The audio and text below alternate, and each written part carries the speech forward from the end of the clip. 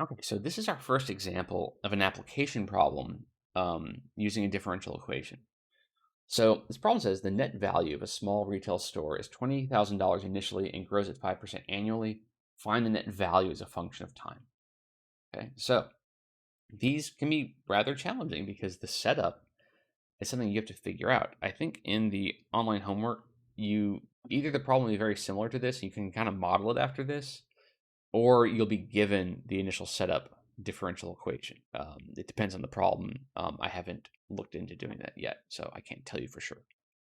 Anyway, so this part is just sort of window dressing, the net value, the small retail store, whatever. We have 20,000. So this is our initial value. It says initially, which is convenient. And in fact, well, you know what? The term value is important. And the value grows at 5% annually. Okay, so what is the value as a function of time? Well, it's going to be 5% of whatever it was previously, right? So the growth in the value will be 5% of the value. Well, 5% of means 5% times, typically in word problems. So this means we're going to have 0.05 times, it's 5%, v, the value, okay? So 5% of the value will be the rate. So if the value starts out at 20,000, right? What's 5% of that? Is that 1,000 or is that 100? It's 5%. It's 100. Yeah. Now I'm worried. It's 1,000. Sorry, that's 1,000. You can check that on a calculator if you want to. 5%. Oh, it's 1/20th. Yeah, 5% is 1/20th, of course. So that means that initially the growth rate for the first year will be 1,000. If you were to do this like on a spreadsheet, you go, oh, it's 1,000, right? And then the value for the next year will be 21,000. What's 5% of that, right? And then what's 5% of that? And what's 5% of that? And you would accumulate as you went along. So if this is sort of a discrete growth thing, like it's being compounded monthly or annually, annually, right? If this is being compounded annually, you just use a spreadsheet. But we want a growth function. We want something that just predicts as far in the future, what's the value going to be 10 years from now or whatever. We don't want to have to make a big table. We want to just make a formula, right? So this describes that rate of change. If you plug in 20,000, you'll get 1,000. It will be the initial value for dv dt. Okay, so dv dt evaluated at 0 would be 1,000. So now what we can do is solve this differential equation using the techniques we did in the other examples to get v as a function of t. So I'm going to treat this like a separable differential equation. I'm going to move dt, just throw it on the other side. Okay. I need to move the v because that v shouldn't be with dt. It needs to be with dv. So I'm going to divide v on both sides. And this is going to start to look like one we've already done, which is why we did that example earlier. So when we got to this word problem, it was a little bit more manageable. So if you want to refer back to that example before watching the rest of this, it wouldn't hurt. It's the one where dy dx equals y. I think that's what it was. Anyway, so now I can integrate both sides because I've separated the variables. So this is going to be the natural logarithm of the absolute value of v. Okay, ln the absolute value of v equals. And you might be wondering, well, wait a minute. The value is the value of the company, right? Net value. Could net value be negative? Yeah, it sure could. But in this context, we're going to find out that it won't. You'll see what I mean. Okay, so on the right-hand side, well, what's the antiderivative of 0.05? Or I really should say what's an antiderivative, but let's say what's the general antiderivative? Well, that's going to be 0.05t.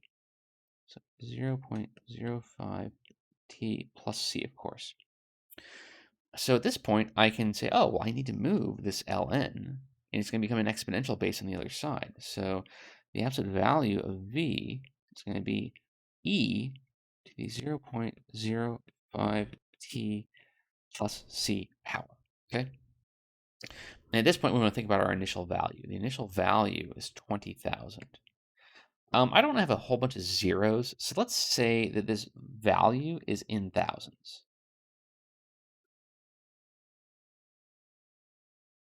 Just because I want to have fewer zeros. So that means that my initial value will be 0, 20. Okay, if I wanted to use 0, comma 20,000, I don't have to do this. I just would have bigger numbers floating around, and I just want to have smaller numbers. Okay, so that means that when v is 20, okay, that means that I don't need to worry about plus minus here. E to the 0.05 times 0 power plus c. So this is going to be 20. Am I running out of room? We might have to start a new column, but I'm doing okay. This equals e to the c.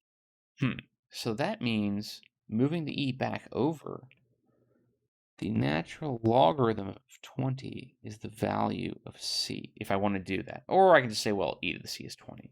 Either one of these will work, depends on the approach I'm taking. So let's do this. I'm running out of vertical space there. So let's take this, move it back up here. And I'm going to drop, let's do this. I'm going to drop the absolute value because we know the value is going to be positive. Because if we know that the value starts out at 20,000, and it only grows annually by 5%, it only grows, we're assuming it doesn't shrink. Well, how's it going to become negative if it never shrinks, right? That's an assumption we're making, which is something we'll talk about in the next example.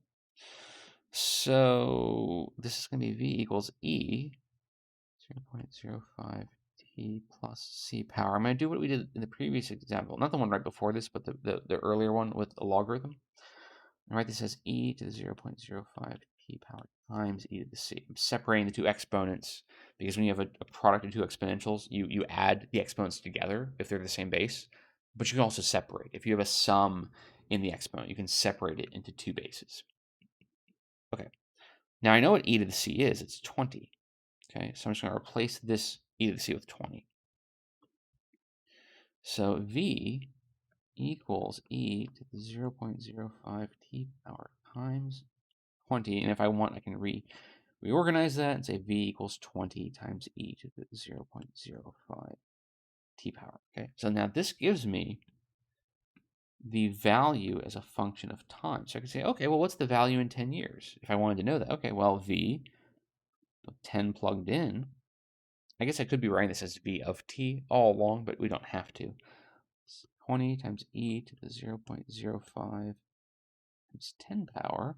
Okay, so this will be 20 e to the 0.5 power, which is approximately, let me find a calculator here, 20 times e to the 0.5 power, I get 32.974. And I ran into 3 decimal places because my variable for value was in thousands. So this is thousands of dollars. So this corresponds to $32,974. Okay, and of course, this is assuming, it's making significant assumptions. This is assuming every year 5% growth, not 4.5, not 5.5, but 5% per year consistently. Not totally realistic, but it's a way to predict what's going to happen in the future. If you say, well, it's going to be something like 5%, between 4 and 6 somewhere on average, you would say, well, I'm making a prediction, right? Anyway, so the point is we were able to take a description of the behavior of a function over on a year-to-year basis, like what's happening. Sorry, interface problems again. What's happening? What's the initial value? What's the value of the company at the start, at the beginning, and then what's the growth like year to year? We can turn that into a differential equation, and then turn that differential equation into a function that will tell us, well, some point in the future, what is the growth? I mean, not the growth, sorry, but what is the value going to be? 10 years, 20 years, 30 years. One of the problems with this, and there's 2 problems, but one of the problems is the following. The graph of something like this, sorry, we're getting to the next example. The graph of something like this, the interface will work with me, assumes, well, the function assumes continuing growth forever. It doesn't slow down, which is probably not how a small retail business is going to work. Did I say it was retail? Yeah, small retail store. It's not going to grow forever. Say you're in a town with a certain number of people.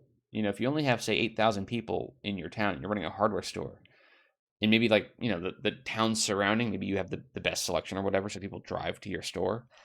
You're not going to pull a million people because those people live those 900,000 people that would make up your million. They live in a bigger city with like a dozen hardware stores, right?